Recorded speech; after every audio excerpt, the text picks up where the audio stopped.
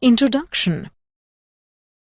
Hey kids, today we learn ray optics and optical instruments. You must hear that in desert one must have a misleading appearance of water at a certain distance. So now the question arises that why it happens. The answer is that the illusion of water is due to total internal reflection. It is optical phenomenon that creates illusion of water with inverted images of distant objects. So, throughout this module we learn reflection and refraction of light.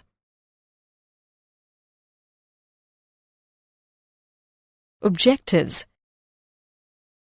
At the end of this lesson, you will be able to explain reflection of light by spherical mirrors, state laws of refraction, understand apparent depth, explain total internal reflection, discuss applications of total internal reflection.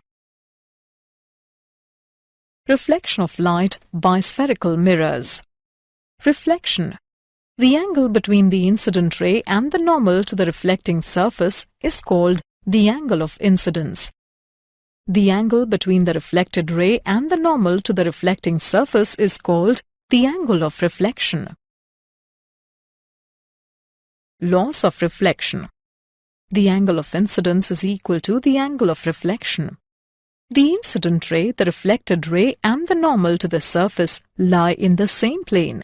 These laws hold at each point on any reflecting surface, whether plane or curved.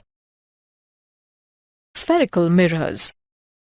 A mirror formed from part of a spherical surface is called a spherical mirror.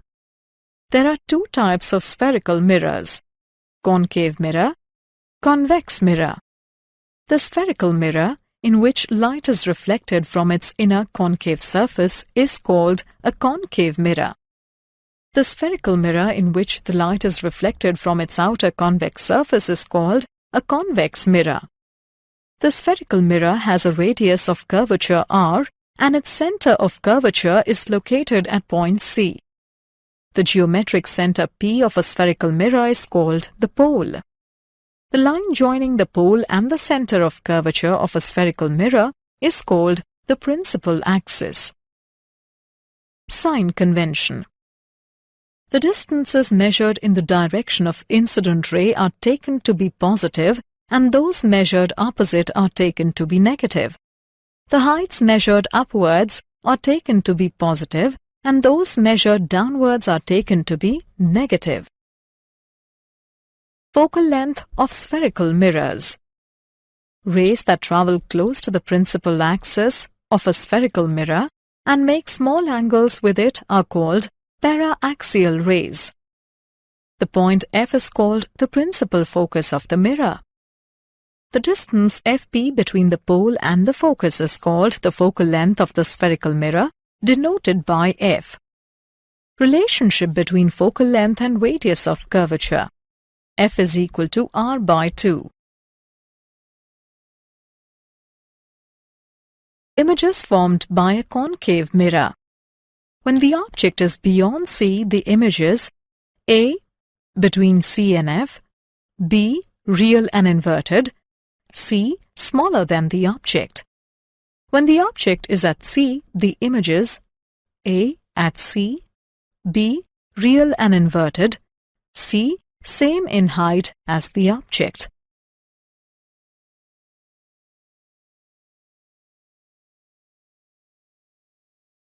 Images formed by a concave mirror.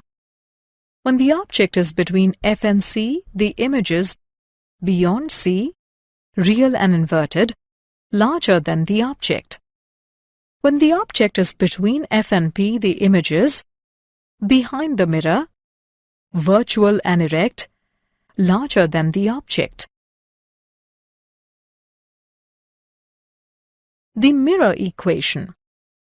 The given figure shows an object AB and its image A', B' formed by a concave mirror of focal length F.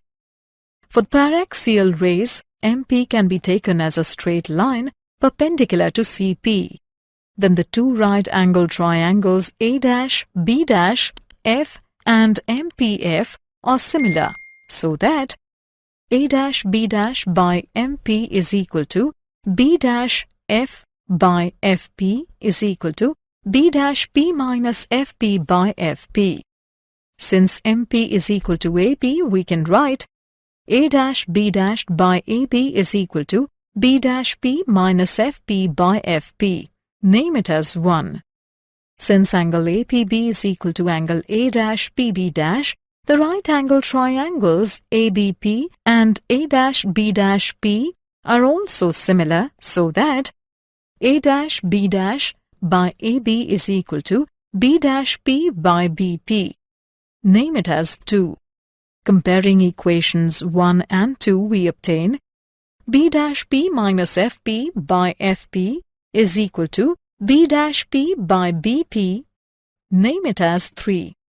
On applying the sign convention, we get object distance BP is equal to minus U.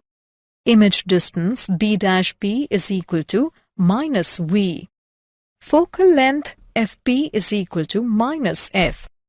So, equation 3 can be reduced to minus V minus of minus F by minus F is equal to minus V by minus U, or 1 by V plus 1 by U is equal to 1 by F. This relation is known as the mirror equation. Linear magnification, M. The ratio of the height of the image, H dash, to the height of the object, H, M is equal to H dash by H. For the given figure, linear magnification is minus V by U. Example. An object is placed in front of a concave mirror of focal length 10 centimeters.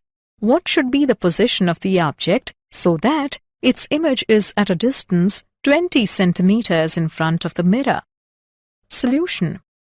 Given f is equal to minus 10 centimeters, v is equal to minus 20 centimeters. 1 by v plus 1 by u is equal to 1 by f. 1 by u is equal to 1 by f minus 1 by v. 1 by u is equal to 1 by minus 10 minus 1 by minus 20. It implies 1 by u is equal to minus 1 by 10 plus 1 by 20. 1 by u is equal to minus 2 plus 1 by 20. U is equal to minus 20 centimeters. That is, object should be at a distance 20 centimeters in front of the mirror. Refraction.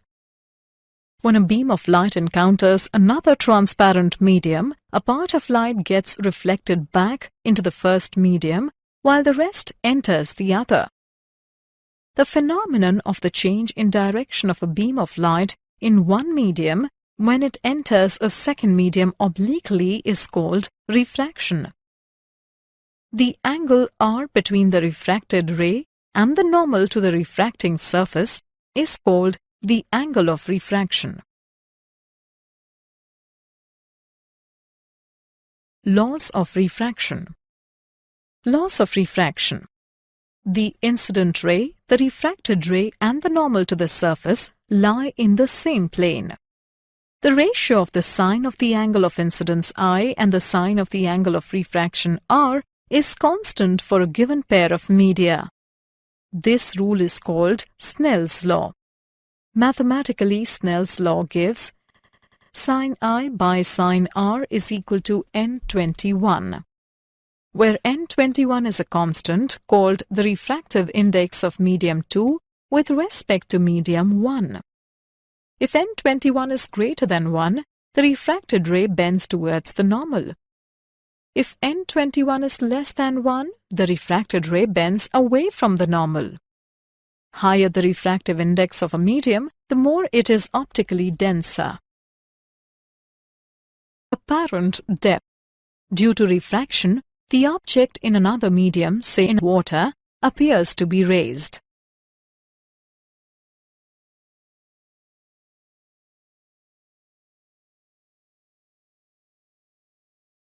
Total internal reflection. When a ray of light is incident on the boundary from denser to rarer medium, it has deviated away from the normal. With increase in an angle of incidence, the angle of refraction increases. For a certain angle of incidence in denser medium, the corresponding angle of refraction in rarer medium is 90 degrees. This particular angle of incidence, for which the corresponding angle of refraction is 90 degrees, is called the critical angle, denoted by C. If angle of incidence is increased beyond the critical angle, the incident ray is not refracted but returns in denser medium following the laws of reflection. This phenomenon is called the total internal reflection. Conditions for total internal reflection. The ray must pass from denser medium to rarer medium. The angle of incidence in the denser medium must be greater than the critical angle for the given pair of media. Relation between refractive indices of media and critical angle. If ND and NR the refractive indices of denser and rarer medium respectively, then from Snell's law, sin I by sin R is equal to NR upon ND. For critical angle incidence, I is equal to C and R is equal to 90 degrees. Therefore, sin C by sin 90 degrees is equal to NR by ND. It implies sin C is equal to NR by ND. If VR is speed of light in rarer medium and VD that in denser medium, then sin C is equal to VD by VR. Total internal reflection in nature and its technological applications. Mirage. In deserts, sometimes a man sees an inverted image of a tree, which gives a false impression of a pond of water near the tree. This is called mirage.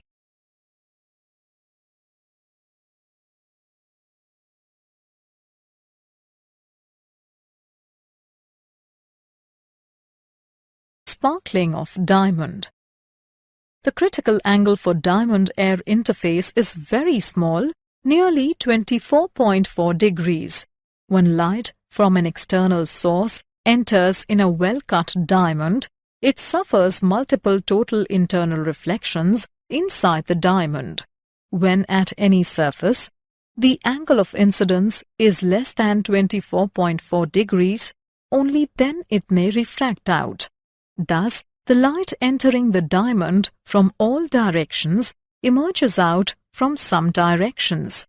Therefore, looking from these directions, the diamond appears sparkling.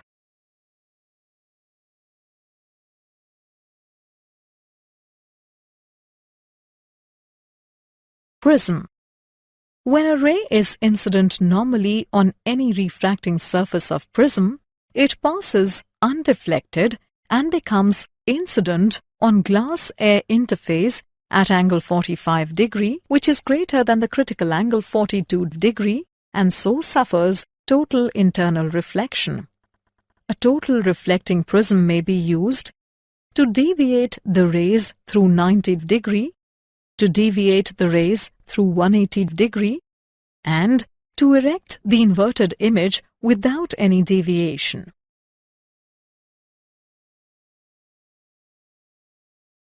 Optical fiber.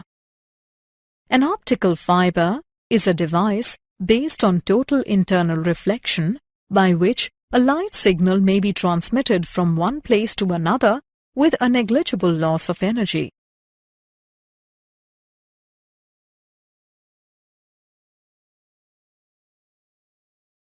Did you know? From 1670 to 1672, Newton lectured on optics. During this period, he investigated the refraction of light and reflection of light. Willebrord Snell gave his theory on refraction of light in 1621.